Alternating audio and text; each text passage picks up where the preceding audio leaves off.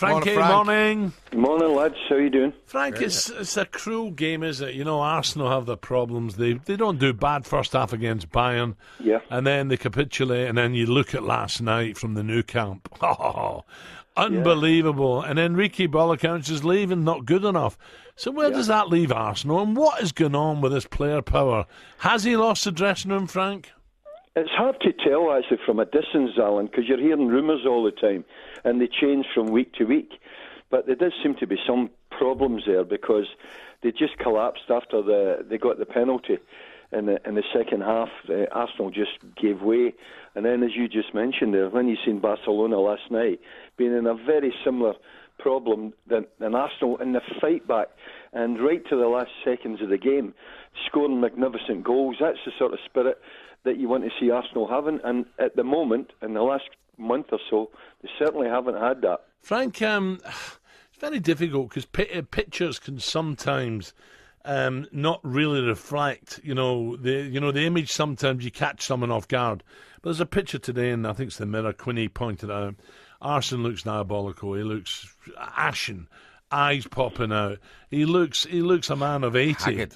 Do you know what I mean? And I just don't know if there's someone close enough to tell him, boss, with the greatest respect, this is not doing you any good.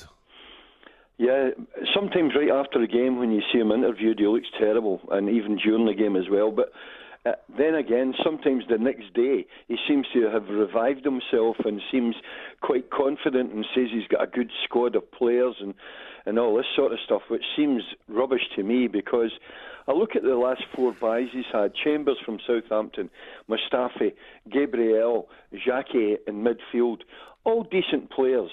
But when you think when he first came to Arsenal, when he get to Henry and you get Vieira, and they had Overmars and various other players. And Elka? The standards are so different. I mean, if he thinks that's a good squad, I'm baffled with that.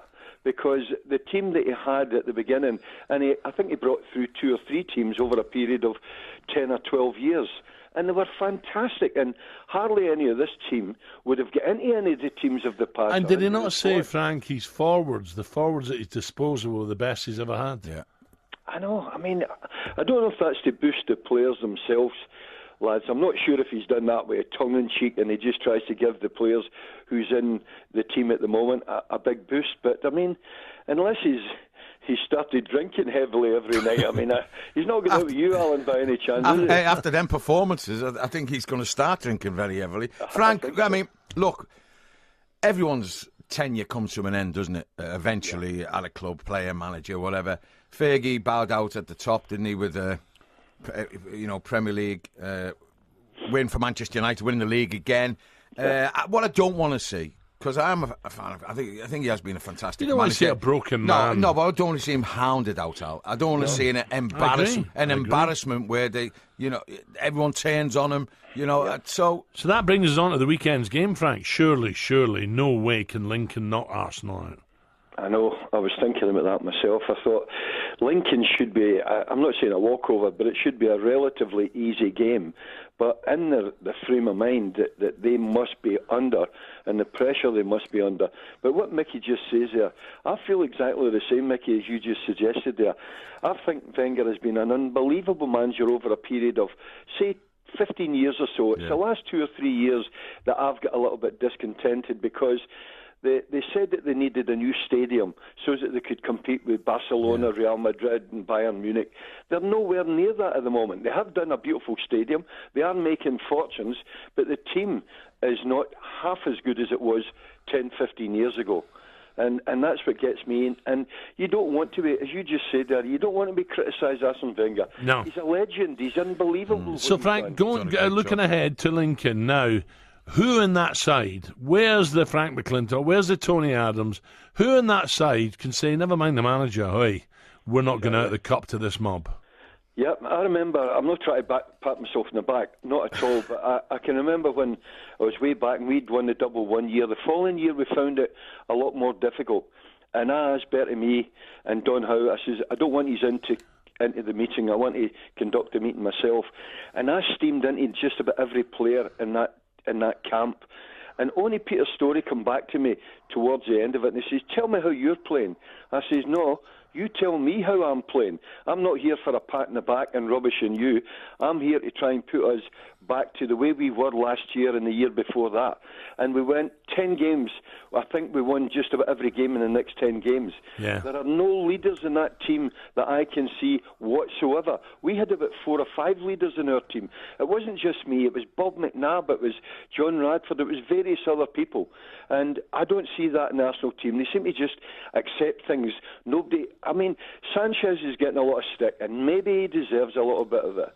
But I would be the same if I thought the players weren't given 100%. I would want to have arguments with them to try and raise the expectations of them. Yeah, funny, Ian Holloway, who's having a decent spell at QPR at the moment, told the Sports Breakfast just yesterday, Frank, that Sanchez is a selfish pig after he strops. I don't know. I think he's a winner, Sanchez, me. I don't know. I can understand both sides of it. When he's smiling evidently after the game, there was photographs of him laughing and all that, and it didn't look good at all, they tell me. But I would be so angry with my fellow players, and I'm sure some of them would be feeling the same way as me. We had a team of winners. We didn't have the best players in the world when we won the double, but we were a team of winners, and we fought right to the death. And I don't think Arsene's got that type of player at the moment. They had, when he had Vieira and Petit and all the other guys that was in there, he had plenty of winners, and they don't have that now. It seems, you mentioned all them players that you played with, Frank, and to me, they stand out as characters as well, where Arsenal seem to want to play their way out of trouble. You do need to dig in and grind out a result. And I mean, I seen it firsthand there at Anfield over the weekend. I went up to the game, and you see a lot more live, the movement, who fancies it, who doesn't fancy it, and God, they were weak first 45 minutes. I had a little go when Sanchez come on second half, but they were always there for the taking. But why wasn't he playing? I don't that's down to the manager. He's reprimanded him. He's dropped him for sulking. I've ever seen Arsene Wenger changing a player at half-time. He always waits to 70 minutes, which used to astound me. I thought, why don't you change somebody as early as you need to, not wait for 70 minutes? And this time, he brought him on at half-time. And I thought, well, if you're leaving him out in the first place, why are you bringing him on at half-time? Yeah. That's not punishing him if that's what you're supposed to do. And Frank, the goalkeeping situation baffles me. I'm sorry. You play, you go to Bayern Munich, you play your best side. Team. Czech's the only one who's won a Champions League medal. Why leave him out? I just don't understand it. No, I think a lot of us are the same, and we're very similar to what you two have just been saying. We don't want to see Arsene Wenger and everybody hating him and wanting him out and a big petition and all that. It's so cruel because he's been Arsenal through and through for the past 20 years. But if someone was asking me, I wouldn't mind him going and a younger person coming in and bringing the sort of vitality back that Conte has done and Klopp has done at Liverpool. And I think there's managers still out there who are outstanding and it's not very nice to say it, and I actually feel a bit guilty saying it myself, but maybe it's time for him to move on. Yeah, and, well, they've got a lifeline with the FA Cup, but, I mean, if they finish fifth, Frank, yes, after that, and then he goes, my goodness, I can't even get it. I know anybody else, if he does go and somebody else is taking over, there could be a change of about 7 or 8 players in that squad. If you really want to start to challenge properly for the European Cup and winning the league. And I think that the teams that are up there at the moment are even going to get better next year. I can see Manchester City. They've got a couple of weaknesses in defence. I think they'll strengthen it. I think Spurs, who are playing terrific at the moment, will do the same. And I think Man City and all these teams, they're all going to improve themselves. And I can't see Arsenal doing it at all at the moment. If Arsene thinks this is the best squad he's had, well, I don't know what game he's watching.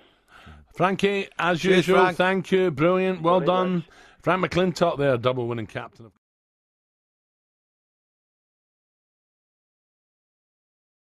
I hate being critical of the man because he's done sensational things. We all know that Arsenal, whether you're an Arsenal fan or not.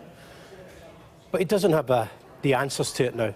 His players are too soft. There's no leadership. When they don't have the ball, they don't know how to go and get it back.